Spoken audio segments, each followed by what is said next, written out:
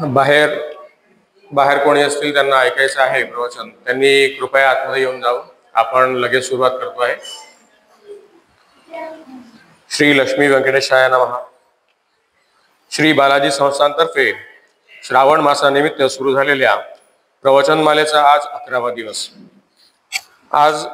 आजचे प्रवचनकार आहेत डॉक्टर सतपाल सोवळेचे.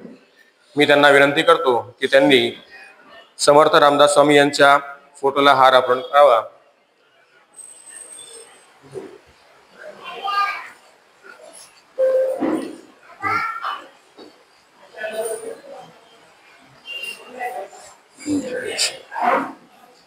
बालाजी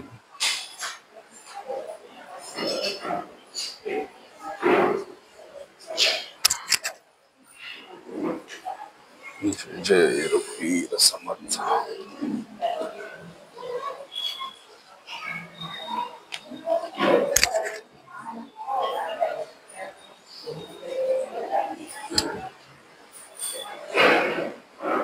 सतपाल सोवळे सरांना विनंती करतो की त्यांनी आपलं आसन ग्रहण करावं.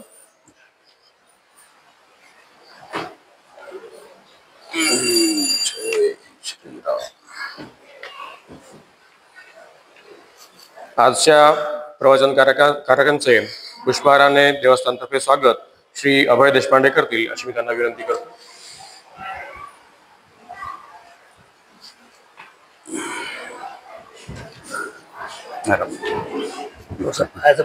हो नाही काय मी खाली आलो असतो.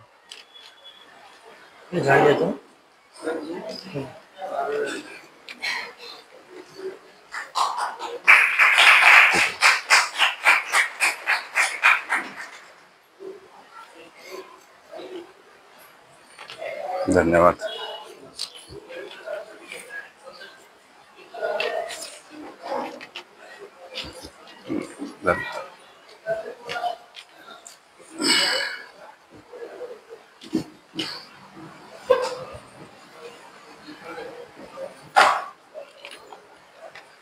आजचे प्रवचनकार डॉक्टर सतपाल विजयराव सोवळे सर भाषा विषयक शिक्षक असून जिल्हा परिषदची शाळा भुई येथे ते कार्यरत आहेत.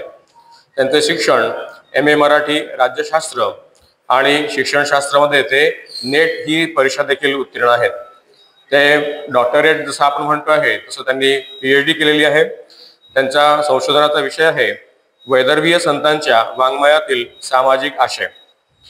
याचबरोबर या लेखनाबरोबरच ते राष्ट्रीय स्वयंसेवक संघाचे भारतीय विचार मंच विदर्भाचे प्रांत संयोजक देखील आहेत. त्यांनी 3 ग्रंथांचं लेखन केलेलं आहे. ते 3 ग्रंथ आहेत आम्हा घरी घन, दुसरा आहे म्हणून कळवा येतसे आणि तिसरा आहे जगाच्या कल्याणा. हा अल्प परिचय मी इथे थांबवतो आणि सोवळे सरांना विनंती करतो की त्यांनी त्यांच्या विषयाला सुरुवात करावी. सुरू आहे. शुका सारिखे पूर्ण वैराग्य ज्याचे, वशिष्ठा परी ज्ञान योगेश्वराचे, कवी वाल्मिका सारिखा मान्य ऐसा, नमस्कार माझा तया रामदास. जय जय रघुवीर समर्थ. श्री लक्ष्मी व्यंकटेशाय नमः. प्रभू श्री रामचंद्रांना वंदन करून आपल्या विषयाला आपण सुरू करूया.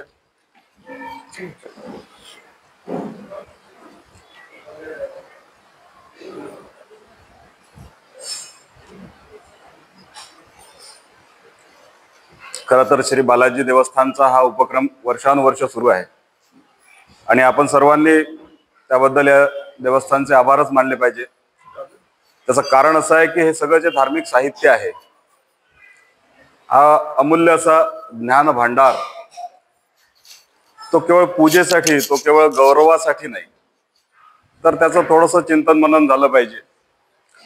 त्याच्या आतमध्ये काय आहे हे सगळे ग्रंथ डोक्यावर घेण्यापेक्षा डोक्यात घेण्याचे विषय असल्यामुळे त्याचं आपल्या परीनं थोडंसं चिंतन मनन व्हावं यासाठी वर्षानुवर्ष हा उपक्रम सुरू आहे. मी समोर होऊ का?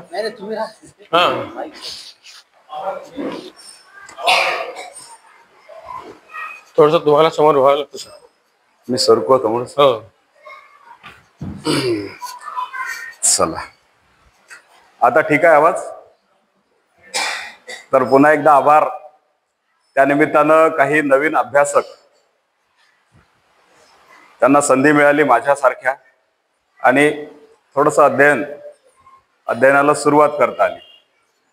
खरं तर विवेक वैराग्य असा विषय मला दिला आहे. आमच्याकडे आता शिक्षकांना आदर्श शिक्षक पुरस्कार दिला जातो.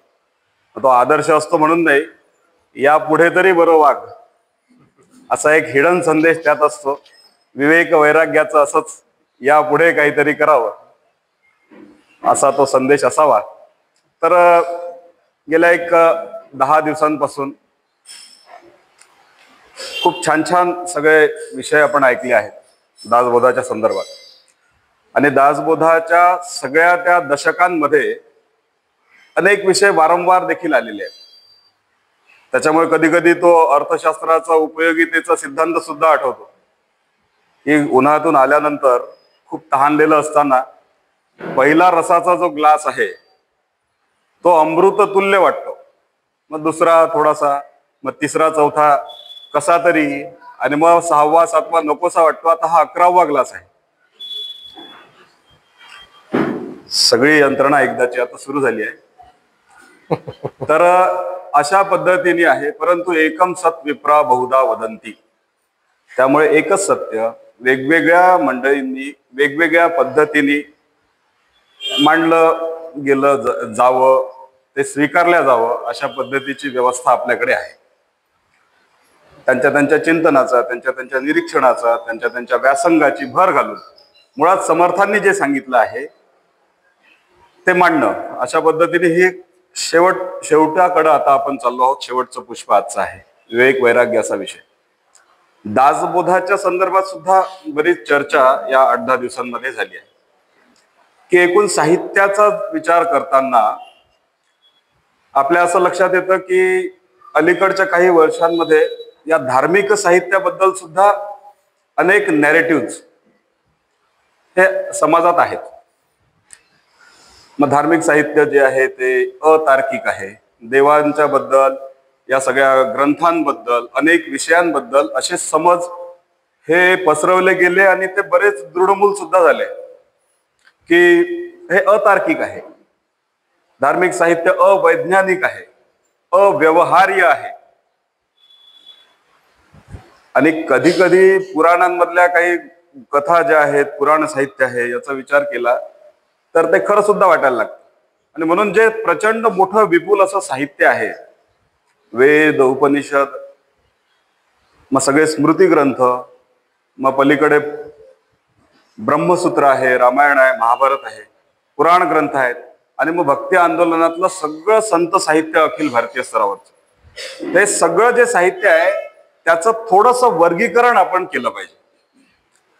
वेद आणि उपनिषद हे श्रुती ग्रंथ, म्हणजे वेदांमधल्या ज्या ऋचा आहेत, वेदांमधले जे मंत्र आहेत, वेदांना अनादि अनंत अपौरुषेय असं म्हटलंय. त्याचा अर्थ असा की हे कोणी एका व्यक्तीने लिहिलेले नाहीये. मुळात हे वेद रचलेले नाही, त्यातल्या ऋचा रचलेल्या नाही, तर त्या ऋषी मुनींना त्यांचा जो काही अधिकार आहे, त्यांचा जो काही मनोनिग्रह आहे, त्यांचं जे काही साधन आहे, तपश्चर्या आहे, त्याच्या आधारे अस्तित्वात असलेलं एखादं तत्व, त्याचा साक्षात्कार त्यांना झाला, आणि मग ते मंत्राच्या स्वरूपात आलं. म्हणजे गुरुत्वाकर्षणाचा नियम न्यूटनने त्याचा शोध लावला म्हणजे गुरुत्वाकर्षण निर्माण केलं का, तर ते तर आधीपासून अस्तित्वात होतं, त्याची त्याला प्रचिती आली. विश्वामित्रांनी गायत्री मंत्राची रचना केली, गायत्री मंत्र अस्तित्वातच होतं, विश्वामित्रांना त्याचा साक्षात्कार झाला.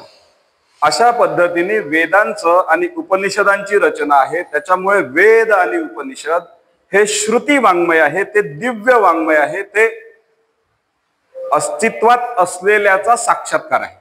त्याच्यामुळे त्याच्यामध्ये कुठलाही किंतु परंतु नाही, वेद प्रामाण्य आपण म्हणतो. नंतरचा स्मृती वाङ्मय आहे, त्या ऋषीमुनींनी वेदातलेच तत्व घेऊन स्वतःची भर घालून स्मृती तयार केल्या. मग स्मृती ग्रंथामध्ये दोष असू शकतात. पलीकडे पुराण ग्रंथ आहेत, मग रामायण महाभारत आहे, इतिहास ग्रंथ आहेत. इतिहासाचं लेखन केलंय. महाभारतातला एक भाग भगवद्गीता. भगवद्गीता कृष्णाने सांगितली युद्धभूमीवर, आणि ज्या ज्यावेळी काय करावं दिग्मूढ अवस्था येते त्या त्यावेळी मार्ग दाखवण्याचं काम भगवद्गीता करते. त्याच्यामुळे भगवद्गीता हा सुद्धा अशाच पद्धतीचा वेद उपनिषदाच्या खालोखाल ज्ञानावर आधारलेला साहित्य आहे. मग पुराण वाङ्मय आहे, त्याच्यानंतर ब्रह्मसूत्र आहे. ब्रह्मसूत्र 555 सूत्र.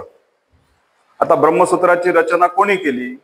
त्यात बादरायण ऋषींचा श्रेय दिलं जातं. शंकराचार्यांनी त्याचं वर्णन केलेलं आहे.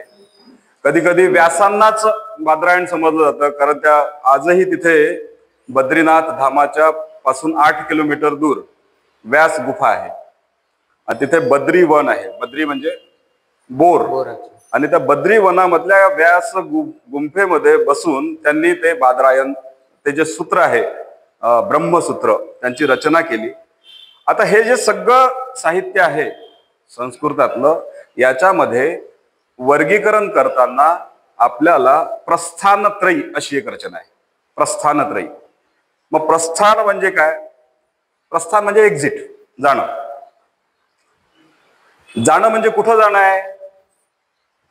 तर जे आमचं गंतव्य आहे, जो काही आत्मज्ञानाच्या मार्गाने जायचं आहे, मोक्षाच्या मार्गाने जायचं आहे, जे अंतिम उद्दिष्ट आहे, मग त्याकडे जाण्याचा जो स्टार्टिंग पॉइंट आहे, ज्ञान घेण्यासाठी जिथून सुरुवात करायची, असे 3 पॉइंट. पहिला उपनिषद, ते श्रुती वाङ्मय. दुसरं भगवद्गीता, ते स्मृती वाङ्मय. आणि तिसरं ब्रह्मसूत्र, ते युक्ती वाङ्मय. आणि हे सगळं सांगण्याचं कारण असं की महाराष्ट्रातले आपले जे ज्ञानेश्वरी आहे आणि दासबोध आहे, याचा आधार, ज्ञानेश्वरीचा आधार भगवद्गीता आहे, दासबोधाचा आधार उपनिषद आहे, भगवद्गीता आहे, ब्रह्मसूत्र आहे. आणि सगळ्या साहित्याचं वर्गीकरण केल्यानंतर या प्रस्थानत्रयी मधलं जे साहित्य आहे ते शुद्ध ज्ञान आहे. त्याच्यामध्ये चमत्कार नाही, त्याच्यामध्ये अतार्किक काहीही नाही, त्याच्यामध्ये जातींचा उल्लेख नाही, त्याच्यामध्ये आधुनिक वेद उपनिषदांमध्ये तर देवतांचा उल्लेख नाही. जे काही नॅरेटिव्ह आहेत, जे काही विमर्श आहेत, ते नंतरच्या पुराण वाङ्मयावर आहे, स्मृतींवर आहे. आणि म्हणून कधीतरी 25 वर्षानंतर, 50 वर्षानंतर, 100 वर्षानंतर हा विवेक हिंदू समाजाला सुद्धा येईल की जो मार्ग वेदांचा आहे, जो मार्ग उपनिषदांचा आहे, जो मार्ग या प्रस्थानत्रयीचा आहे, तोच मार्ग हिंदुत्वाचा आहे. तोच मार्ग भारताला विश्वगुरु जे मानलं जातं, ज्या तत्वज्ञानामुळे मानलं जातं, ते तत्वज्ञान ते आहे. मग आपण ज्या बाकीच्या सगळ्या गोष्टींच्या मुळे हिंदू समाज चिडतो, प्रतिक्रिया देतो, त्या गोष्टींचं आपणच मूल्यमापन केलं पाहिजे. भविष्यातले ते सगळे विषय. दासबोधाचं महत्व यासाठी की दासबोध त्या सगळ्या श्रेणीतला ग्रंथ असल्यामुळे, आणि उपनिषदांचं जे काही तत्व आहे की गुरुच्या सानिध्यात बसून ज्ञान घेणं, मग समर्थांनी सुद्धा आपल्या शिष्याला अशाच पद्धतीने जो बोध दिला आहे तो हा दासबोध आहे. आपला हा जो विषय आहे विवेक आणि वैराग्य. विवेक आणि वैराग्य हा अनेकदा आपण हा विवेक आणि वैराग्य या शब्दांचा उच्चार करतो. विवेक, सत्सद विवेक बुद्धी तारतम्य. विवेक म्हणजे काय? तर काय खरं आहे, काय खोटं आहे, काय शाश्वत आहे, काय अशाश्वत आहे, हे समजणं म्हणजे विवेक. आणि वैराग्य म्हणजे काय? तर जगातील विषयासंबंधी अनासक्ती. विवेकाची राष्ट्रसंतांनी व्याख्या केली, तारतम्य नाही है ज्ञानी में, ज्ञान गया फिर पाणी. तर तारतम्य जे आहे ते विवेकाचं नाव आहे. विवेक आणि वैराग्य यांचा संबंध काय? तर विवेकाच्या सहाय्यानं मनुष्य विषयासंबंधी जाणतो आणि त्या जाणीवेतून निर्माण होतं ते वैराग्य. आता विवेक वैराग्याला सोप्या भाषेमध्ये जर आपल्याला त्याचं उलगडा जर करायचा असेल तर एक लहान तान्हं मूल आहे. ते तान्हं बाळ रडत असतं. मग आईला खूप कामं करायची असतात. मग ती येते, काम करता करता एक खेळणं त्याच्यासमोर ठेवते. त्या खेळण्याच्या मध्ये तो गुंततो. मग 10-15 मिनिट 20 मिनिट चालले जातात, मग ती परत आपल्या कामाला जाते, मग पुन्हा आवाज येतो, मग पुन्हा येते, मग दुसरं खेळणं टाकते, मग दुसऱ्या खेळण्यात तो गुंततो, मग पुन्हा ती कामाला जाते, मग पुन्हा तो रडायला लागतो, शेवटी ती सगळ्याच्या सगळं टोपलं त्याच्यासमोर आणून टाकते, मग पुन्हा त्याचा वेळ जातो त्याच्यात छान. मग थोड्या वेळाने तो पुन्हा रडायला सुरुवात करतो आणि यावेळी त्याला कुठलंही खेळणं दिलं तरी त्याला ते नको असतं, त्याला त्यावेळी आईच हवी असते. मग आई हवी असते त्यावेळी ही जी आहे त्याची जी निवड आहे तो आहे विवेक, आणि नावड जी आहे त्या खेळण्यांबद्दलची जी नावड झाली ते आता नको आहे, ते आहे वैराग्य. म्हणजे ज्या भौतिक गोष्टी आहेत, ज्या टाकण्याच्या गोष्टी आहेत, ज्या क्षणिक आनंद देणाऱ्या आहेत, त्या सगळ्यांची नावड निर्माण होणं म्हणजे वैराग्य, आणि जे हवं आहे ते त्याचं ज्ञान होणं म्हणजे विवेक. असं ते सोप्या भाषेमध्ये आपल्याला म्हणता येईल. विवेक आणि वैराग्य 12व्या दशकातला जो आहे 10 समास, त्याच्यामध्ये सुंदर वर्णन समर्थांनी केलं आहे. त्यातलं पहिलंच विमळ लक्षण हा समास आहे. विमळ लक्षण, विशुद्ध विमळचा अर्थ, विवेकाचे लक्षण सांगितले आहे.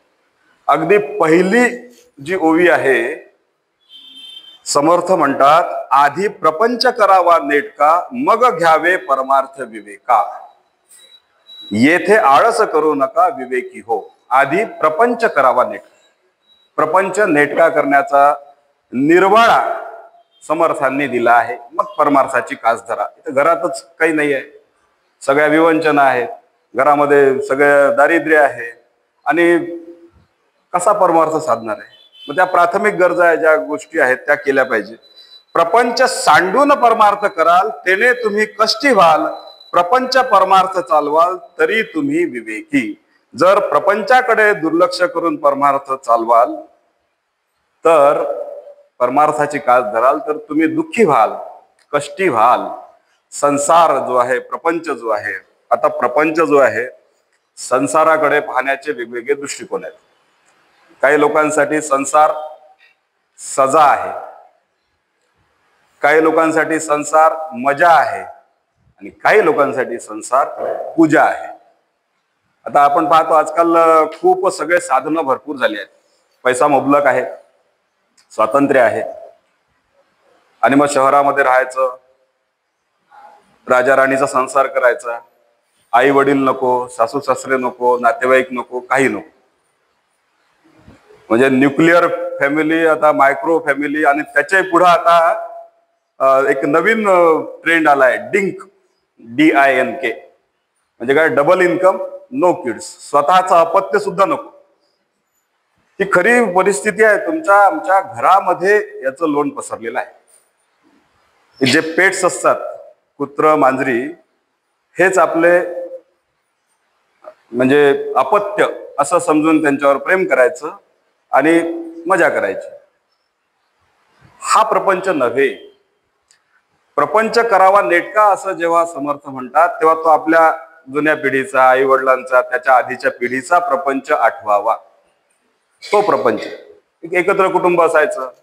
मग त्या कुटुंबामध्ये सगळ्यांच्या जबाबदाऱ्या ठरलेल्या असायच्या. तो कर्ता पुरुष आहे, त्याचा एक विशिष्ट स्थान असायचं. त्या घरातली जी महिला आहे तिचं सुद्धा एक स्थान असायचं. त्या घरामध्ये आले गेले असायचे, त्या घरामध्ये एखादी विधवा असायची, कोणी एखादे मुलं असायचे आश्रयाला आलेले, पै पाहुणा असायचा, पशु असायचे, प्राणी असायचे, गायीवर सुद्धा तेवढंच प्रेम केलं जायचं. घरामध्ये त्या ओसरी असायची, जे काही असेल पूजा पाठ, त्यातली संध्या असेल, मुलांची रामरक्षेचं पठण असेल, या सगळ्या गोष्टी व्हायच्या. श्रीमंत असेल, गरीब असेल, काहीही असलं तरी प्रत्येकाच्या वाट्याला आलेले कष्ट तो करायचा. त्याची जबाबदारी निश्चित असायची. आणि एकूण सगळा जो त्या कुटुंबाचा व्यवहार असायचा तो एका नैतिक अधिष्ठान त्याला असायचं. पापपुण्याच्या कल्पना असायच्या. घरात मध्यान्नाच्या वेळेला कोणी आलं त्याला खाऊ घातलं पाहिजे, कोणी पाहुणे आले त्याचा तो आदर सत्कार केला पाहिजे, त्याच्यामध्ये ईश्वराचं स्वरूप पाहायचं. ही सगळी कल्पना आपण सगळ्यांनी अनुभवली आहे, आधीच्या पिढीने पाहिली, अनुभवली. तर मग प्रपंच आणि परमार्थ, आता या सगळ्या जो व्यवहार आहे याच्यापेक्षा परमार्थ वेगळा काय आहे? म्हणजे प्रपंचातून जेव्हा आसक्ती वजा होते तेव्हा तो परमार्थ होतो. आणि परमार्थाच्या ठिकाणी अनेक जी देवस्थानं असतात, मठ असतात, त्या परमार्थाच्या ठिकाणी जेव्हा आसक्ती येते तेव्हा त्याचा प्रपंच होतो. असा तो परमार्थ आणि प्रपंच याचा मधला जो आहे तो फरक आहे. आणि त्याच्यामुळे समर्थ सांगतात की परमार्थाच्या मागे लागणं म्हणजे स्वतःचे काम सोडून, त्यांनी स्पष्ट उल्लेख केलाय की साहेब कामास नाही गेला, गृहीच सुरवाडोनी बैसला, तरी साहेब कुटील तयाला पाहती लोक. घरी बसला आपला देवदेव करत, तर जो मालक आहे तो बदलल्याशिवाय राहणार नाही. त्याच्यामुळे ज्यांनी अशा पद्धतीने परमार्थाची कास धरली आहे त्याचं काय होईल? त्याला खायला अन्न मिळणार नाही, त्या करंट्याला खायला अन्न मिळणार नाही. समर्थांचे शब्द आहे. तो परम कष्टी होईल, त्याला येम यातना होतील, त्याचे हसे होईल, त्याचे हसे होईल. आणि म्हणून प्रपंची जो सावधान तो परमार्थ करील जाण, प्रपंची जो अप्रमाण तो परमार्थी खोटा. त्याच्यामुळे प्रपंच नीट नेटका केला तर परमार्थ साधनं हे तुलनेनं सोपं होतं असं समर्थ म्हणतात. म्हणूनच प्रपंच म्हणजे केवळ कुटुंब नव्हे. आपण ज्या ठिकाणी काम करतो, आपलं कुटुंब, आपले कामाचं ठिकाण, आपला जो परिसर आहे तो परिसर, आणि जिथं जिथं आपला संपर्क आहे, मग ते धर्मकारण असेल, मग ते समाजकारण असेल, मग ते राजकारण असेल, त्या त्या ठिकाणी आपला जो काही आपण अखंड सावध राहून जो काही आमचं कॉन्ट्रीब्युशन, आपला जे सहभाग देतो त्यालाच समर्थ प्रपंच म्हणतात. पुढं जो प्रत्यय निरूपण असा जो समास आहे, त्या प्रत्यय निरूपण समासामध्ये प्रयत्नांचं महत्व पुन्हा एकदा समर्थांनी सांगितलं आहे. आता सगळ्या गोष्टी आपल्या मनासारख्या या व्हाव्यात असं आपल्याला वाटतं. काय म्हणते वासना, काय कल्पिते कल्पना, अंतरीचे तरंग नाना प्रकारे उठती. वासना हा शब्द इथे आलाय. आता वासना हा शब्द इच्छा, आकांक्षा, कामना या अर्थाने आला आहे. तर या इच्छा कधी पूर्ण होत नाही. बौद्ध तत्वज्ञानामध्ये सुद्धा तृष्णा हा शब्द आलाय. तृष्णा, तृष्णा ही कधीही संपणारी नाही. तृष्णा ही दुःखाचं मूळ आहे. हितोपदेशामधला एक श्लोक आहे, न तृप्ती कस्याचित वस्तू संसारेषु कदाचन प्रवृत्तिर्भुज्यते सर्वा वासना न तु पृष्यती. ह्या ज्या वासना आहेत त्या कधी संपणार नाही. त्या तर एकातून दुसरी निर्माण होणार आहे. ते मांजराची आणि त्याची गोष्ट माहिती आहे आपल्याला, अनेकदा ऐकलेली आहे की तो साधू सर्व संघ परित्याग करून एका जंगलातल्या एका मंदिरात राहायला आलेला आहे. आणि छान त्याचं एक छोटस मंदिर, त्याचा एक छोटासा मठ, थोडीशी जमीन, 5 घरी जायचं, भिक्षा मागायची, परत आल्यावर आपले मंदिरातले अनुष्ठान करायचे, काही ज्ञान साधना करायची, काही वाचन करायचं, काही जप करायचे, असं त्याचं छान सगळं सुरू. आणि एकदा त्या झोळी जी आहे ती झोळी ठेवली आणि त्याला उंदराने कुरतडलं. मग ती झोळी गेली. मग ते मांजर दिसलं तिथे. मग त्या मांजरीला तुकडे टाकले. मग मांजर जवळजवळ राहायला लागली. मग मांजरीला लळा लागला मांजरीचा. मग त्याला मांजरी वाचून आणि मांजरीला त्याच्या वाचून करमेना. मग त्या मांजरीला फक्त तुकडेच काय द्यायचे, मग थोडं दूध दिलं पाहिजे. मग दूधही मागायला सुरुवात झाली. मग दूध आणता आणता मग किती वेळा मागायचं, त्याच्यापेक्षा एखादी गाय असती तर बरं. मग जी इच्छा झाली, इच्छा पूर्णही झाली योगायोगानं, कोणीतरी गाय दिली. मग आता गाईचं करायचं, मग मांजरीचं करायचं, मग हे सगळे अनुष्ठान करायचे. मग आता गायीसाठी चारा नेहमी नेहमी कुठे शोधायचा? मग मठाची जमीन आहे, थोडस पेरूया गवत. मग गवत काय, निसर्गच एक दाण्याचे अनेक दाणे देतो, मग काही दाणे पेरूया. मग शेती सुरू झाली. मग आता शेती पहा, मग गाय पहा, मांजर पहा, आणि मग सगळं करता करता हे सगळं दुर्लक्ष व्हायला लागलं. मग हे तर पाप आहे. मग कोणातरी मदतीची गरज आहे. आणि मग सल्ला मिळाला की एक जोडीदारी हवी. आणि मग पुन्हा संसाराच्या चक्रात, मग हे कधीही न संपणारं जे चक्र आहे हे सगळं वासनांचं आहे. मग बरे खावे, बरे जेवावे, बरे ल्यावे, बरे नेसावे, मनासारखे असावे सकळ काही. सगळं मनासारखं असावं असं आपल्याला वाटतं. परंतु काय होतं, ऐसे आहे मनोगत तरी ते काहीच न होतं, बरे करिता अकस्मात वाईट होते. छान छान व्हावं, सगळं असावं असं तर वाटतं, पण कधी कधी मनाच्या विरुद्ध होतं. कधी कधी दुःख वाटायला येतात, कधी कधी व्यथा येतात, न कल्पिलेलं सुद्धा येतं. मग अशा वेळी काय, तर नशीब खोटं, प्रारब्धात ते आहे. मग समर्थ म्हणतात तो अविवेक आहे. जे घडलं उलट कालचक्र फिरवा, का घडलं याचा शोध घ्या. प्रयत्न कमी पडले आणि म्हणून आता ते एक स्वयंचलित जिना असतो काय, एक्सपिलेटर, त्याच्यात ते जर खाली येणारा असेल आणि त्यात तुम्ही वर चढत आहे तर कितीही प्रयत्न केले तरी काय नाही का, गंतव्यापर्यंत पोहोचणार नाही. मग योग्य दिशेने व्हावेत, योग्य पद्धतीने व्हावेत, तर त्या प्रयत्नांना अर्थ असतो. आणि म्हणून आता पहा, इंजिनिअरिंगचं सगळं सुरू आहे. 91% 96% 99% तर काही कॉलेजला COEP सारख्या कॉलेजला तर 100% पाहिजे, तरच ते पाहिजे ते मिळतात. मग हे जो आहे 95 वाला, हा सुद्धा दुःखी असतो की थोडस असतं तर ते मिळालं असतं. ते थोडस त्याला मिळालं, तुला मिळालं नाही, त्याचे जे प्रयत्न आहेत, त्याची जी स्ट्रॅटेजी आहे, त्याचं जी रणनीती आहे, त्याचं जे हे होतं ते योग्य दिशेने होते. हा सुद्धा एक सापेक्ष भाग आहे. 95% कुणाला छान वाटतात, 85% कुणाला छान वाटतात. तर हा सगळा भाग जरी असला तरी शेवटी एखादी गोष्ट घडून गेल्यानंतर त्याचा विचार करून नशिबाला दोष देण्यापेक्षा आपल्या प्रयत्नांवर जर योग्य पद्धतीने योग्य दिशेने प्रयत्न केले तर ते करणं गरजेचं आहे. समर्थ म्हणतात तोच विवेक आहे, तोच विवेक आहे. तर विवेक म्हणजे काय, प्रयत्नांच्या दिशेने. आणि आमचा जो व्यवहार आहे, लोकांशी बोलणं आहे, विवेकाचे जे लक्षण आहे त्यातलं हा एक लक्षण, हे पण एक लक्षण, की आमच्या अवतीभोवती जी सगळी मंडळी असतात, कोण कसा आहे याची आपल्याला कल्पना असते. परंतु तो कसाही असला तरीही त्याच्याशी आपला व्यवहार व्यवस्थित असावा, आपलं बोलणं व्यवस्थित असावं, हे समर्थ सांगतात. याचा अर्थ त्याच्यावर पूर्ण विश्वास ठेवावा असं नाही. त्याला आपण जाणून असावं, सावध असावं, परंतु व्यवहार आमचा हा असा असावा, त्याला विवेक असं नाव त्यांनी दिलं आहे. आणि हे का करायचं सगळं, आपणास आहे मरण म्हणून राखावे बरेपण, कठीण आहे लक्षण विवेकाचे एक दिन ते खुदा के पास जाना आहे सारखं. एक दिवस मरण आहेच, आणि त्या गोष्टीचं स्मरण ठेवून आयुष्यभर जगणं जो करू शकतो त्याला मग शेवटचा दिस गोड व्हाया याच्यासाठी केला होता अट्टहास, ही स्थिती प्राप्त होते. म्हणून कधीतरी हा शेवट येणार आहे, आणि म्हणून जितकं शक्य आहे तितकं चांगुलपणा त्याची कास आपण धरावी, ते विवेकाचं लक्षण आहे. आणि म्हणून हे सगळं व्यवहार जो आहे आमचा, बोलतो खरे चालतो खरे त्यासी मानिती लहान थोरे. आमचा जो व्यवहार आहे प्रतिष्ठितांशी तसाच असावा आणि गरिबाशी तसाच असावा, परिचितांशी तसाच असावा, अपरिचितांशी तसाच असावा.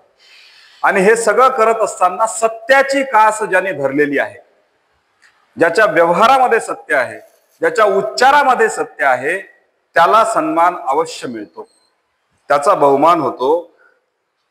अशा पद्धतीचं विवेकाचे अनेक जे आहेत निकष समर्थांनी मध्ये दिलेले आहे. विवेक वैराग्य हे जे आहे चौथा समास, हा फार महत्वाचा आहे.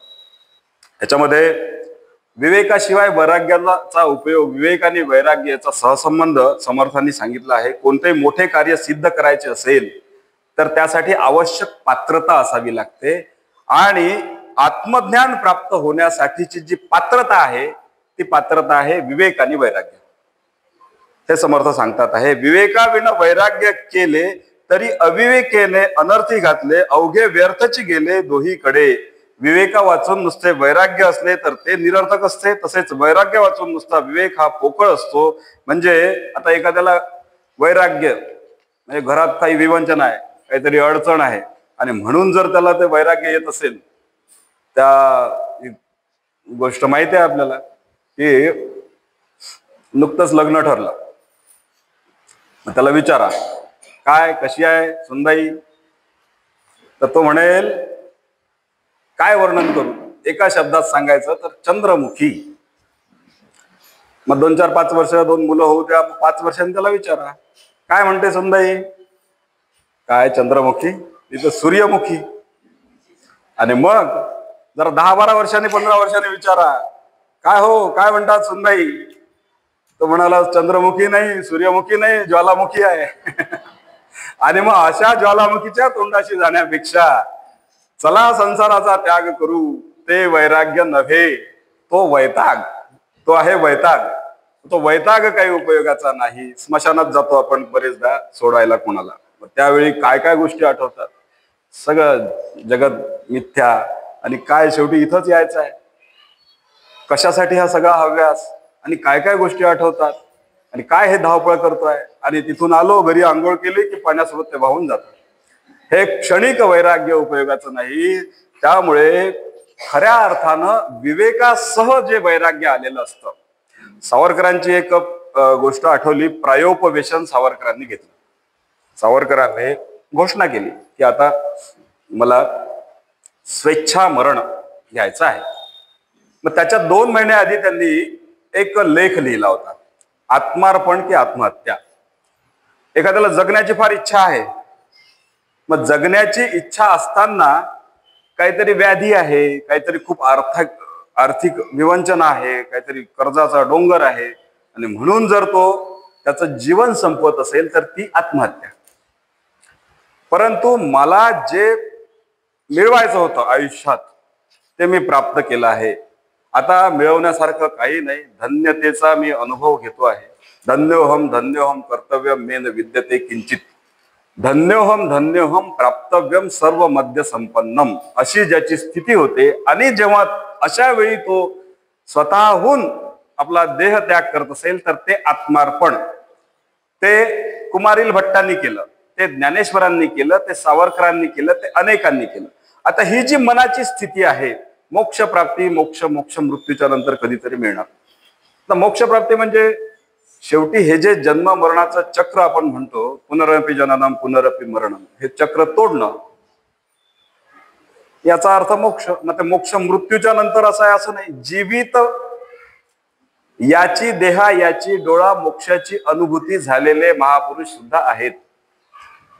मग शेवटी काय आहे, पुन्हा जन्म का होणार? आता त्याचे उलगडा सांख्य योगामध्ये आहे, काही ठिकाणी केला आहे, भगवद्गीतेतही आहे की जे काही आम्ही कर्माचा सिद्धांत, कर्म जे काही करतो त्याचा आपला क्रेडिट जमा होतात. चांगल्या कर्माचे चांगले, वाईट कर्माचे वाईट. मग त्याचा शेवटी हिशोब होतो. जेव्हा शेवटचा अंतिम श्वास असतो मग ते सगळा जो काही लेखाजोखा आहे तो त्या माइंड मध्ये जातो आणि तिथून मग तो आत्म्याकडे ट्रान्सफर होतो. मग शेवटी आत्मा हा अमर आहे, तो पुढच्या कायेत प्रवेश करणार आहे. मग हे सगळं संचित घेऊन जातो पुढच्या शरीरामध्ये. आता आपला काल परवा घटना घडली की साध्वी प्रज्ञासिंह 17 वर्ष तुरुंगात, म्हणजे अनेक वर्ष तुरुंगात, 17 वर्ष ह्या सगळ्या याच्यामध्ये. बरं, काही दोष नाही. किती टॉर्चर झालं, वर्णन केलं तरी अंगावर काटा येईल. ते सगळेचे सगळे. बरं, ज्यांनी केलं ते सगळे राज्यपालापर्यंत पोहोचले, उपराष्ट्रपती पर्यंत पोहोचले, शांतपणे आता निवृत्तीचं जीवन जगत आहे. म्हणजे जे पुण्यवान आहे त्यांना कष्ट झाले, जे पापी आहेत त्यांनी सगळं सुख भोगलं. मग हे काय, तर हे जे आहे कधीतरी मागच्या जन्मीचं सुद्धा संचित, आणि यांचा हिशोब कधीतरी होणारच आहे, आता जरी सुखात आहे. ह्या सगळ्या ज्या मोक्षाच्या कल्पना. आणि म्हणून अशा पद्धतीनं जेव्हा निवृत्ती होत जाते, या सगळ्या उलगडा होत जातो, ज्ञान प्राप्त होत जाते आणि हळूहळू ही सगळी आसक्ती सुटते, तेव्हा ती जी स्थिती प्राप्त होते जी रामकृष्ण परमहंसांना साधली, जी रमण महर्षींना साधली, ती जी स्थिती आहे ती मोक्षाची स्थिती आहे. ती जिवंतपणे सुद्धा प्राप्त होते. याची उदाहरण आहे. हा सगळा जो भाग आहे, या सगळ्या कल्पना आहेत आणि याच्यासाठी गरज आहे ती विवेकाची आणि वैराग्याची. विवेक अंतरी सुटला, वैराग्य प्रपंच तुटला, अंतर्बाह्य मोकळा झाला, निस्संग योगी. हे सगळे जे योग्यांचे उदाहरण आहे, हे जे सगळे सांगितलेले उदाहरण आहेत हे योग्यांचे उदाहरण. त्यांना विवेकाचं जागृती झाली आणि वैराग्य सुटलं आणि अशा पद्धतीनं तो निस्संग योगी झाला. आणि हा जो निस्संग योगी आहे हाच जगात वंदनीय ठरला. आणि म्हणून विवेक म्हणजे काय, तर विवेक म्हणजे स्व अनुभवाचे लक्षण. स्व अनुभवाचे लक्षण म्हणजे विवेक. जीवनाचे ध्येय गवसणे म्हणजे विवेक. संसाराचे सार समजणे म्हणजे विवेक. परमार्थाचे स्वरूप समजणे म्हणजे विवेक. शरीर नश्वर आहे याचे भान असणे म्हणजे विवेक. निर्विकार असलेल्या आत्म्याच्या उन्नतीसाठी जे साधन जे आहे ते साधन म्हणजे आपले हे शरीर आहे, याची जाणीव होणं म्हणजे विवेक. अशा विवेकाच्या सगळ्या ज्या आहेत व्याख्या याच्यामध्ये आलेल्या आहेत. आणि वैराग्य म्हणजे काय, तर वैराग्य म्हणजे आपला जो देह आहे या देहासह दृश्य स्वरूपात दिसणाऱ्या सर्व गोष्टी या त्या आत्मज्ञानापेक्षा गौण आहेत याची जाणीव होणे म्हणजे वैराग्य. देह आनंदाची वृत्ती नष्ट होणे म्हणजे वैराग्य. आणि महत्वाचं म्हणजे मनामधील आसक्ती संपणं म्हणजे वैराग्य. चाह गई चिंता गई मनवा बेपरवा, जिसको कुछ न चाहिए वही शाहो का शाह. तर अशा पद्धतीची जी स्थिती आहे, अशा पद्धतीची जी मानसिकता आहे, मनाची स्थिती आहे, ती आहे वैराग्य. आता याच्यामध्ये पुढचा एक 7वा जो समास आहे तो आहे विषय त्याग निरूपण. विषयाचा त्याग, विषयाच्या सुंदर वर्णन या समासामध्ये आलाय. मोह मद माया मत्सर काम क्रोध या सर्वांचा त्याग करणे. आता या संसारामध्ये जो जीवित आहे त्याला सगळ्या विषयांचा त्याग करणं व्यावहारिक दृष्ट्या शक्य आहे का, हा सुद्धा प्रश्न या समासात आहे. ते म्हणतात की विषय त्यागे विन तो काही, विषय त्यागे विन तो काही, परलोक तो प्राप्त नाही, ऐसे बोलणे ठाई ठाई बरे पहा. प्रत्येक धर्मग्रंथामध्ये आपल्याला हे दिसतं की विषयाचा त्याग केला पाहिजे.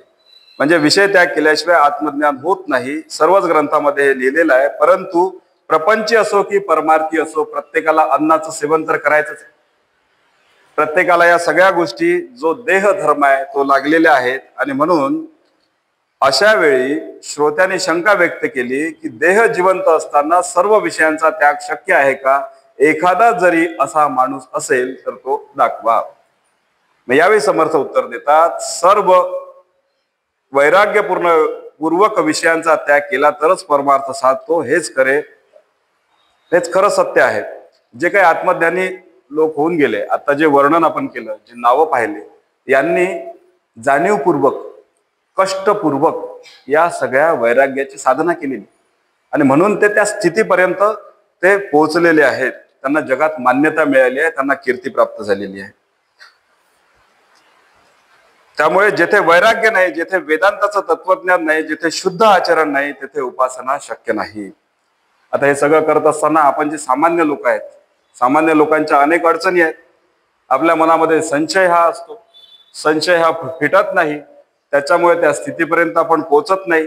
अनेकदा जे सांगितलं मोक्षाच्या कल्पनेच्या वेळेला पूर्वजन्मीचं संचित आपल्या सोबत आहे, त्याच्यामुळे त्याच्यासोबत आलेली चंचलता देखील आहे, त्याच्यामुळे सुद्धा आपलं चित्त स्थिर होत नाही. आणखी एक सांगितलं समर्थांनी की दुसऱ्याची प्रगती पाहून येणारा मत्सर हा आपल्या सगळ्यांना लागलेला आहे. मज नाही तुझ साजेना, हे तो अवघे ठाऊके आहे जना, खात्यास नका ते देखो सकेना, ऐसे आहे. जे मला मिळत नाही ते त्याला जर मिळत असेल तर ते मला सहन होत नाही, ते मला सहन होत नाही. आता तो सिनेमा आला होता मध्ये, दिल चाहता है. दिल चाहता है छान सिनेमा होता. त्यातले 3 मित्र आणि त्याच्यामध्ये तिघं फार जीवश्च कंठस्थ, आणि त्याच्यात शेवटचा जो अंतिम निकाल लागतो ते रिझल्ट पाहायला जातात त्यापैकी 2 जण, आणि लिस्ट लागलेली असते. सर्वात शेवटचा क्रमांक जो आहे तो एका मित्राचा आणि त्याच्या वरचा दुसऱ्याचा, खालून दुसरे. मग याचा अर्थ तिसरा लिस्ट मध्ये नाही, आणि म्हणून ते थोडस पाहतात आणि बिचारे बसतात दुःख करत की इतका जीवश्च कंठस्थ मित्र तो पास होऊ शकला नाही, रँचो. वाईट वाटतं. आणि मग कोणीतरी सांगत येतो की तो खाली नाही, पहिल्या क्रमांकावर आहे. पहिल्या क्रमांकावर धावत जाऊन ते लिस्ट पाहतात तर पहिल्या नंबरवर रणछोडदास छाजेड. आणि जेवढं दुःख तो नापास झाल्याचं झालेलं असतं त्याच्यापेक्षा अनेक पटींनी तो पहिला आल्याचं झालेलं असतं. नापास झाला तर दुःख आहे, पण पहिला आल्याचं दुःख हे त्यापेक्षा अधिक आहे. तर त्याच्यामुळे अशा पद्धतीचं जे आहे ही भावना तुमच्या आमच्या प्रत्येकामध्ये असते. दुसऱ्याच्या प्रगतीचा मत्सर बाळगणे हा अविवेक आहे. त्यामुळे आता पहा, अंबानीच्या नावाने बोटं मोडणारे गल्लोगल्ली गावोगावी मिळतात. कोण असतात? दिवाळखोर. ज्याच्याकडे स्वतःच काही नाही तो अंबानीच्या नावाने बोटं मोडणार. अशा पद्धतीचं जे आहे वृत्ती ही काही योग्य नाही आहे. समर्थांनी पुढे वैराग्य जे आहे ते काय बाह्य लक्षणांवर वैराग्य मोजणं हे योग्य नाही, याचा सुद्धा निर्वाळा दिलाय. ईश्वराची बराबरी कैसा करील वेशधारी, म्हणून या सगट सरी होत नाही. अनेक जे उदाहरणं आपण पाहतो त्याचं कारणच हे आहे, कुठल्या तरी दमन करून आणि मग ते सगळे केवळ काशाय वस्त्र धारण केले याचा अर्थ वैराग्य आलं असं नाही. त्या वस्त्रावर काही अवलंबून नाही. एक दृष्टांत आपल्याला माहिती आहे की एकदा दुर्वास मुनी हे त्या यमुनेच्या काठावर आले आणि यमुनेच्या पलीकडे त्यांचं वास्तव्य होतं आणि सगळ्या त्या ज्या गोपी आहेत त्यांना दुर्वास मुनींचं दर्शन घ्यायची फार इच्छा. पण ते यमुनेचं पाणी इतकं की जायला शक्यच नाही. मग कृष्णाकडे आले, साकडं घातलं कृष्णाला की कृष्णा काहीतरी कर, यमुनेचं पाणी जरा अडव, थोडस वाट करून दे. मग कृष्णाने काही वेळ त्यांची परीक्षा पाहिली आणि नंतर मग कृष्णाने सांगितलं की असं करा, त्या यमुनेला शपथ घाला की कृष्ण जर बाल ब्रह्मचारी असेल तर तू जागा करून देशील, वाट मोकळी करून देशील. आता ज्यांनी वरिल्या 16,108 नारी तो बाल ब्रह्मचारी. मग सगळ्या हसायला लागल्या, परंतु कृष्णाने सांगितलं आणि मग त्या गेल्या. यमुनेला साकडं घातलं, यमुनेला सांगितलं, तर काय आश्चर्य, त्या यमुनेने वाट मोकळी करून दिली. तात्पर्य की तुमचा जो काही बाह्य वेश आहे, बाह्य व्यवहार आहे, त्याच्यावर वैराग्य नाही. वैराग्य ही आंतरिक भावना आहे. आणि म्हणून प्रत्यय ज्ञानी वितरागी, विवेक बळे सकळ त्यागी, ते जाणे जे महायोगी ईश्वरी पुरुष. अशा पद्धतीची जी आहे की हे जे लक्षण आहे की त्याच्यामध्ये ज्ञानाचा प्रत्यय येतो, तो वैराग्याची मूर्तिमंत प्रतीक आहे. विवेकाने त्यांनी सर्व संघ परित्याग केला आहे असा जो योगी आहे, असा जो पुरुष आहे, ईश्वरी पुरुष आहे, तो वंदनीय आहे. याच्यामध्ये मग आता सर्वसामान्य व्यवहारी लोकांनी वैराग्य आणि विवेक याची सांगड कशी घालावी, तर समर्थ म्हणतात, सबळ विषय त्यागणे, शुद्ध कार्यकारण घेणे, विषय त्यागाची लक्षणे ओळखा ऐसी. की तुम्ही आम्ही सगळ्यांनी सगळं सोडून काही संन्यस्त होण्याची गरज नाही. प्रपंच करावा नेटका समर्थांनी सांगितलाय, परंतु हे करत असताना जे निषिद्ध विषय आहे त्याचा त्याग करावा आणि विहित विषयांची निवड करून ते स्वीकारावेत. संत एकनाथ महाराजांनी हे सुद्धा सांगितलं आहे की विधीने जे सेवन करतं, विधीने जे सेवन होतं, विधीपूर्वक जे सेवन होतं, तो सुद्धा त्यागच आहे. सेवन निषिद्ध नाही, त्याचं तारतम्य बाळगून सेवन केलं तर तो सुद्धा त्याग आहे. एक छोटीशी गोष्ट समर्थ महावीरांची आहे की महावीरांना जायचं होतं, सर्व सोडून जायचं होतं, सर्व संघ परित्याग करून जायचं. आणि मग घरात परवानगी मागायची. वृद्ध आई वडील होते. मग आई वडिलांकडे गेले आणि म्हणाले की मला आता हे सगळं सोडून जायचं आहे. मग हे सोडून जायचं असताना आम्हाला परवानगी द्या. तेव्हा आई आणि वडील वृद्ध होते. ते म्हणाले शक्य नाही, आता जर तू सोडून गेलास तर आमचं काय होईल, या वयामध्ये आम्ही हा धक्का सहन करू शकणार नाही. खरं तर हे सगळे पाशच तोडायचे असतात, परंतु महावीर इतक्या कोमल हृदयाचा आहे की त्याला हे सुद्धा पाश, हे एवढं सुद्धा आई वडिलांना दुखवायचं नव्हतं, म्हणून मनात नसताना सुद्धा तो घरात राहिला. मग कालांतरानं आईचं देहावसन झालं. मग पुन्हा तो वडिलांकडे गेला की आता तरी मला जाऊ द्या, आता आई गेली आहे. मग वडील म्हणाले आता तर मला जास्त गरज आहे, ती सुद्धा गेलेली आहे आणि या अवस्थेमध्ये तुझा सुद्धा विरह पुन्हा कसा सहन करू. मग पुन्हा एकदा मनावर दगड ठेवून महावीर राहिले. मग वडिलांचं देहावसान झालं. मग वडिलांचं देहावसान झाल्यानंतर मात्र आता नक्कीच जायचं म्हणून ज्येष्ठ बंधूंची परवानगी मागायला गेले. तेव्हा ज्येष्ठ बंधू म्हणाला की आता तर मातृछत्र हरवलं, पितृछत्र हरवलं, आता मी तुला कशी परवानगी देऊ. आणि अशा वेळी मग महावीर नाईलाजानं त्या घरात राहायला लागले. अनेक दिवस झाले, अनेक महिने झाले. कालांतरानं असं लक्षात आलं की महावीर हे फक्त शरीरानं इथे आहे, मनानं नाही. त्याचं अस्तित्व दिसतं परंतु तो इथं नाही. मग शेवटी अशा स्थितीमध्ये त्याला इथं ठेवण्यात अर्थ नाही. आणि मग भावाने बोलावलं की चला आता तुला परवानगी दिली, जाऊ शकतोस. तेव्हा महावीराने उत्तर दिलं, काय आवश्यकता, आता तर मी कधीचाच निघून गेलोय, इथं मी नाही. जनाबाईंचं उदाहरण जेव्हा सांगितलं जातं की जनाबाईला श्रीहरीने मदत केली, तिच्या कामामध्ये मदत केली म्हणजे काय, प्रत्यक्ष श्रीहरी आलेला कोणी पाहिलाय, परंतु नामस्मरणाच्या त्या सगळ्या स्थितीमध्ये काय काम होत आहे आपल्या हातून, किती काम होत आहे याची मोजदात नाही. सगळं काम होऊन गेलं, त्याची जाणीवच नाही, तर कष्टांची जाणीव कुठे आहे. ही जी स्थिती आहे, ही जी आहे की ऐसा अमरपद प्राप्त हो संसार में, छोडे नाही घरबार पर हो, मस्त गुरु चरणार में, अशी स्थिती जी आहे, मी आणि माझं शरीर म्हणजे मी नव्हे. त्या शरीराकडे त्रयस्थपणे पाहणं, त्या शरीराला, कारण आत्म्याला स्वतःचं शरीर नाही. आत्मा हा निर्विकार आहे.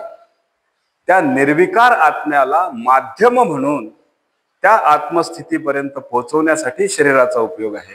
हे भान जागृत होणं, हे म्हणजे विवेक. आणि त्यासाठी जे जे अडथळा आहे, ज्या ज्या अडचणी आहेत त्या दूर होणं म्हणजे वैराग्य. हे वैराग्य आणि हे विवेक हा आम्हा सर्वांच्या मनामध्ये जागृत हो, त्या दिशेनं आम्ही वाटचाल करू, याच प्रार्थनेसह थांबतो. जय जय रघुवीर समर्थ.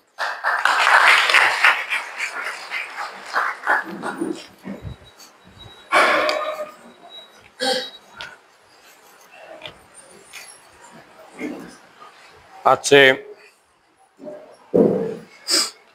प्रवचनकार डॉक्टर सतपाल सुळे सर यांनी आजचा जो 11वा दिवस आहे विवेक वैराग्य या विषय मांडला आणि अतिशय उत्तम मांडला. त्याबद्दल मी देवस्थानतर्फे त्यांचे आभार व्यक्त करतो आणि ते थांबतो.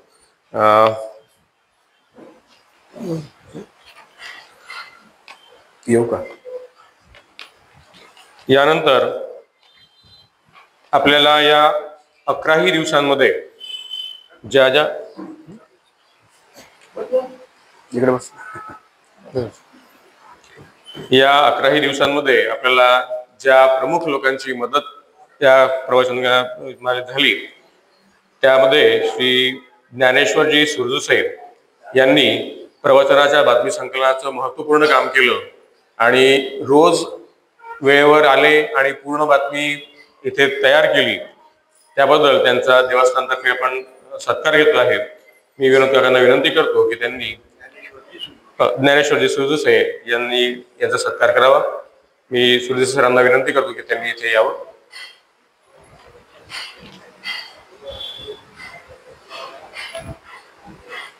जोशी आले कॉम्प्युटरवर.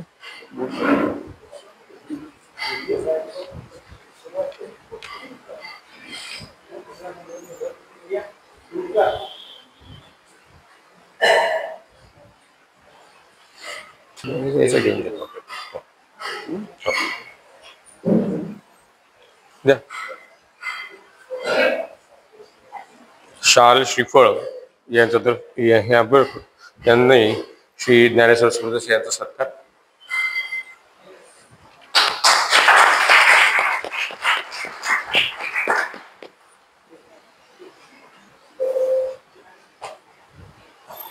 आणि देवस्थानतर्फे सुरजुसे सरांचे आभार. यानंतर मी विनंती करतो की श्री अर्पित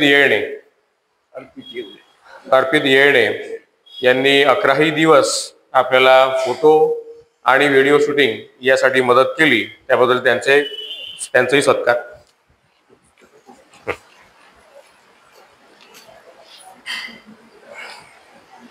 अरे ऑन आहे का? याच्यात नाही काढू? बरं, इथंच ठेवतो वाटायला.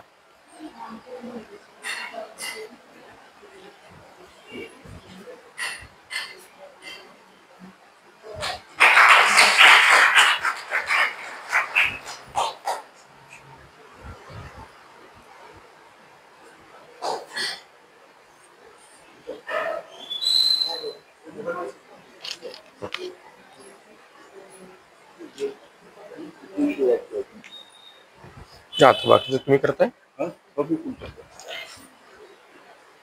पुढील सूत्र मी श्री विनोद काकांकडे देतो.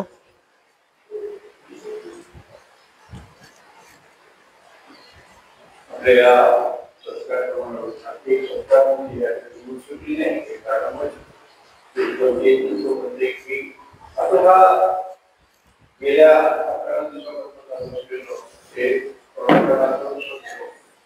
आता या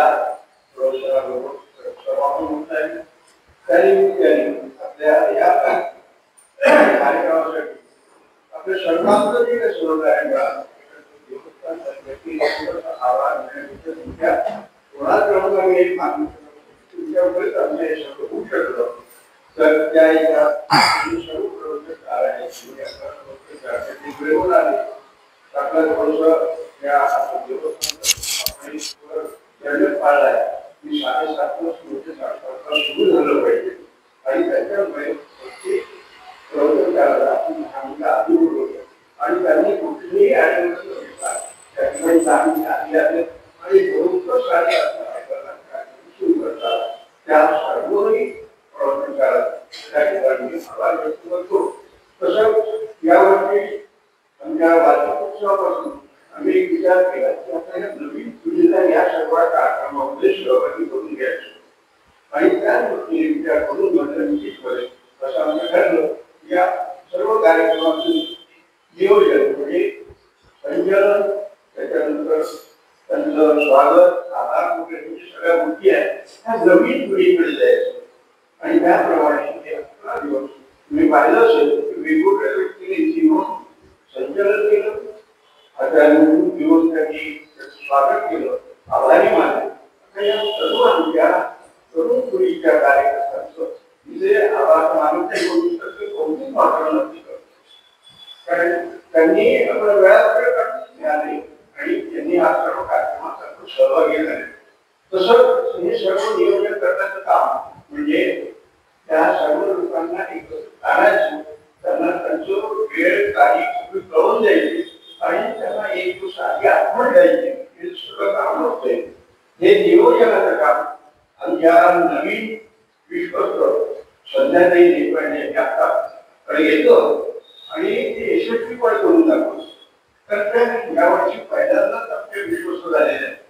पण त्यांनी पूर्ण सर्व किती मेहनत घेतली प्रत्येकाच्या घरी जाऊन सांगतो भेटून आणि ते नाव वस्तू केल्यानंतरही तुम्हाला यायचं आणि आठवण देणे हे सगळं काम जे असतात म्हणजे आमची काम जवळपास त्यांनी सगळं केलं म्हणून आम्ही शांतपणे बाहेर बसून ऐकू शकतो. तर खरं तर तिथेही कौतुक आहे की पहिल्यांदा झाली आणि पहिल्यांदा एवढी मोठी जबाबदारी घेतली व्यवस्थापनाकडे दिला तिचं कौतुक करतो आणि श्री बालाजीचे दिला आशीर्वाद बालाजी आपल्या या आता आपण सत्कार केला ते ज्ञानेश्वरजी उर्दूचे त्या 18 वर्षापासून अभ्यास होत दर वेळेच्या आत घ्यायचं, लिखाण करायचं, द्यायचं आपला सत्कार करायला होता. तर त्यांच्याकडे देऊन द्यायचं ते ऑनलाईन प्रत्येक पेपरला पाठवण्याचं काम करायचं. याचं सर्व लक्ष ठेवा आणि म्हणजे त्यांच्या घरात तुम्ही काढून देतात कार्यकर्ते आहे पण सगळ्या गोष्टी बाजूला ठेवून देवस्थानच्या कार्यक्रमाने त्यांचं आमच्याबद्दल असं काय किंवा त्यांच्या आमची संमती किंवा बालाजी कृपेने जे आम्हाला वेळेवर उपलब्ध होतात त्याबद्दल करून आता मागचा येत नाही इकडचे आमचेच आहे आमच्याच माणसात आणि आभार काय मानायचं मी पुन्हा एवढं विनंती करतो की पुढे वर्षी सुद्धा असंच त्यांचं सहकार्य आम्हाला मिळत नाही. त्यानंतर आमचा अर्पित आहे आता आमचे हे सगळं या वर्षी सुरू झालंय. मागच्या वर्षी जे गंजीवाले सर होते गेल्या 2 वर्ष ते रेकॉर्डिंग करत होते. ते स्वतःही सहभागी होत होते पण रेकॉर्डिंगची पूर्ण जबाबदारी त्यांच्यावर भेटतो आणि ते नियमित युट्यूबवर ते लोड करून आणि हे सर्व प्रवचनं यूट्यूबवर श्री बालाजी देवस्थान मंडळ यवतमाळ या नावाने टाकलेले आहे. तुम्ही केव्हाही आपल्या मोबाईलमध्ये ते पाहू शकता. तर ते करत होते. त्यांनी थोड्यावर त्यांच्या मोठे भाऊ वागल्यामुळे ते काही येऊ शकले. पण हा जो पायंडा आम्ही सुरू केला आहे हा तसाच चालू राहावा म्हणून मग आम्ही अर्पितला विनंती केली आणि तो म्हणाला की मला थोडा वेळ शक्य नाही, पण मी सुरुवातीला येऊन तुमचं सगळं सेट करून चालत होतो, सगळं तुम्ही बंद करून टाका, नंतर मी येऊन पुन्हा लोड करायचं तेही करून देईन तुम्हाला. ते करत असताना 2-3 दिवसाचा त्याने एकच व्हिडिओ पाहिला आणि त्याच्या मनात काय आलं, त्याने 2 माईक घेऊन आला जे कॉलर माईक घेतात आणि तो मला म्हणाला काय काय मग कॉलर माईक आणल्या तो याच्यातून साऊंड एकदम क्लिअर येतो असा त्याच्यासाठी म्हणून त्याने तो आणला. तो स्वतः येतो. मी पाहत होता झाल्याबरोबर तो प्रत्येक वक्त्याच्या कॉलरला तो लावून देतो. जो निवड आपलं हे करतो इथे उभा राहून कार्यक्रमाचं संचालन करतो त्या व्यक्तीला सुद्धा तो लावून देतो. आल्यानंतर झाल्यानंतर अर्थात 15-20 मिनिटं थांबतो, सगळं ओके पाहतो आणि पुन्हा आपल्या कामाला निघून जातो. तर हे एवढं काम फोटोग्राफर काही काम नाही आहे. आले 2-3 स्नॅप मारलं चाललं गेलं असा प्रकार असतो. पण त्याचं एक काय असेल त्या आपल्याबद्दल या कार्यक्रमाबद्दल असं वाटायला लागलं त्याला की आपण काहीतरी केलं म्हणजे कोणतरी केलं आणि त्याच्यामुळे हे इतकं आम्हाला यशस्वीपणे पार पाडतात. त्या कार्यक्रमासाठी मुख्यपणे आम्हाला वर्षातही दामले गुणेश्वर कुंड आणि अब्दुल गंजीवाले त्यांचं सहाय्य झालं. कारण सुरुवातीला विषय निश्चिती वगैरेच्या बाबतीत त्यांचं सहकार्य मिळालं. त्यात वर्षाताईचं जास्त, कारण वर्षाताईने हे काय म्हणजे विषय तर ठरवून दिले, वेळेवर जे काही विषयात बदल करायचे ते करून दिले आणि पुन्हा विषय बदलल्यानंतर संबंधितांशी बोलून ते विषय त्यांच्याकडे कन्फर्मेशन सुद्धा केलं. आणि जेव्हा आपले 2 गंजीवाल्यांचा प्रॉब्लेम आला तो दोन्ही वेळा त्यांनी एक आपल्या ओळखीचे अशा 2 व्यक्ती आणायचं असं ठरवलं होतं, पण ते काही होऊ शकलं नाही. पण नवीन व्यक्ती समोर आणून आणि वेळ पडली तर कोणीच मिळालं नाही, तर स्वतः सुद्धा ते उभ्या राहिल्या आणि त्यांनी सुद्धा ते आपलं ही जी अडचण होती दूर करून गेलं, जे दूर केली त्याबद्दल त्यांचाही विशेष आभार. मोरेश्वर काही कारणामुळे येऊ शकत नाही आहे इथे रेग्युलर, पण त्याचाही सुद्धा आभार. आणि अब्दुल गंजीवाले सुद्धा मी या ठिकाणी आभार व्यक्त करतो. आपण सर्वांचा आमच्यावर या देवस्थानावर भरपूर प्रेम आहे. त्यामुळे देवस्थानच्या प्रत्येक कार्यक्रमाला आपण स्वतःहून म्हणजे अर्जाहून इथे या ठिकाणी येतात, आमच्यासोबत इथे या कार्यक्रमात सहभागी होतात. त्यामुळेच आमचा हा कार्यक्रम इतका चांगला होऊ शकतो. त्यामुळे तुम्हा सर्वांचं आहे सुद्धा उजळात राहून मी तुमचा आभार मानतो. आणि या ठिकाणी 1-2 गोष्टी फक्त सांगतो की एक म्हणजे उद्या महेश जोशी यांचं दैनंदिन जीवनातील योग आणि आहार त्याच्यावर एक व्याख्यान होणार आहे. तसंच आमचे ज्येष्ठ बालाजी भक्त श्री प्रभाकरराव देशपांडे यांचं सुद्धा एक कार्यक्रम गोकुळाष्टमीच्या निमित्ताने गजानन महाराज मंदिर गणेश नगर रात्री 9 वाजता होणार. प्रभाकरराव देशपांड्यांना तुम्ही ओळखत होता, कारण त्यांचे बरेच कार्यक्रम या ठिकाणी झाले आहेत. त्याचं त्या ह्याच्यात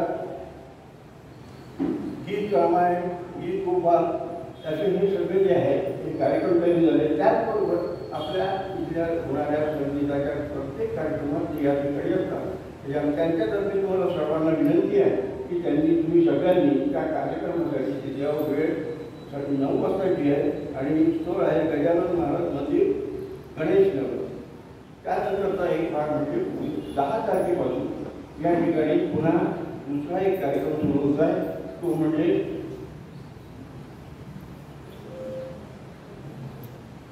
याचा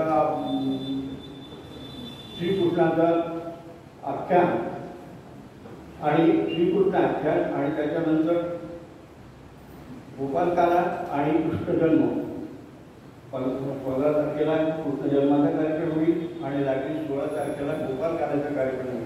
आपण सर्वांनी त्या ठिकाणी पुन्हा यायचं आहे. सर्वांनी त्या 10 पासून 16पर्यंत हा कार्यक्रम आहे. या कार्यक्रमाला हजर राहावं ही पुन्हा एक देवस्थानकडे विनंती करतो. त्याचबरोबर यावर्षी आम्ही एक नवीन उपक्रम सुरू करतो आहे. गणपतीच्या स्थापनेनंतर दुसऱ्या दिवशी ऋषीपंचमीला इथे सामूहिक अथर्व शिक्षाचा कार्यक्रम आम्ही सुरू करतात. हा कार्यक्रम आम्ही देवस्थानात घेतो. काही कारणाने बंद पडला, म्हणून यावर्षीपासून पुन्हा एकदा सुरू करायचा आम्ही निश्चित केला आहे. आपण सर्वांनी त्या कार्यक्रमासाठी यावं. वेळ आहे 7:30 ते 8:30. एका तासात सगळं संपेल. त्यानंतर 11 वाजता झाल्यानंतर लागेल प्रसाद वितरणाचा फराळाचं वितरण होईल आणि कार्यक्रम संपेल. तेव्हा सर्वांनी त्या ठिकाणी यावं. ज्यांना येत नाही त्यांनी यावं. त्यांच्यासाठी पुस्तकं किंवा आपल्या एखादं का पॉम्पलेट तुम्हाला दिलं जाईल. त्याच्यावर अक्षरशः पूर्ण लिहिलेलं तुम्हाला मिळेल. पण मला येत नाही म्हणून येऊ नका. या आणि ते वाचून तुम्ही म्हणा, पण सहभागी व्हा. एवढे एकदा सर्वांना विनंती करतो. त्यानंतर 5 तारखेला आम्ही रंगभरण स्पर्धा ठेवली आहे. 1 ते 4, 5 ते 8 आणि 8 ते 11 अशी 3 गटामध्ये. आणि त्या याच्यात हे दिला जाईल. मुलांना चित्र दिला जाईल आणि त्यांना रंग भरायला सांगितलं जाईल. सकाळी त्याची 8 ते 9 ही वेळ आहे. 7:30 ते 8 सुट्टी होईल. तर ह्या कार्यक्रमासाठी सुद्धा आपल्या पाल्याला किंवा आपल्या संबंधित जे काही लहान आपल्या घरी असतील लहान मुलं त्यांनाही पाठवा. मला बराच वेळ झालेलं आभार प्रदर्शन आपण ठिकाणी ऐकून घेतलं त्याबद्दल आपण पुनश्च एकदा आभार. हा धन्यवाद.